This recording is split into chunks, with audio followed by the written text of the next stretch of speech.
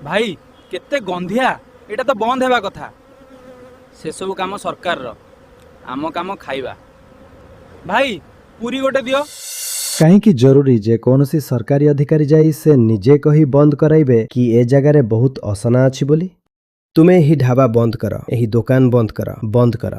एथिरे सरकारी ऑफिसर कोथि पई दरकार? आपण तो निजे एकदम अपरिष्कार नर्दमा जगह को जाई स्ट्रीट फूड नारे किछि भी खाउथांती। आपण को देखा जाउनी कि से नाळकड़रे ठेला लगेइछि, सेठी से गुपचुप मोमोज चाट किछि बिकुछि। आउ जेते असना जगह हिथिबो माछी भन भन होउथिबो, आपण सेठी आहुरी लाइन लगेई ठिया होई जिवे, कहिबे आउ दुईटा दियो, बहुत स्वादिया लागुछि। हेबार तो एटा थिला ना कि ग्राहक माने ही बंद करे दियंते। आपण जानि नाहंती कि बजार रे क्षीर आउ पनीर रो दाम केते?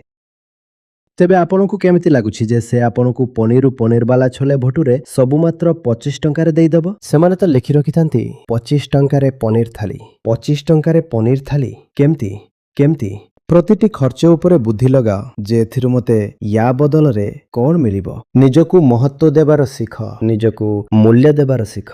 जदि तुमे निजको मूल्य देबो नाही तेबे जगी बसी था जे सरकार आसी तुमरो मूल्य बुझिबे।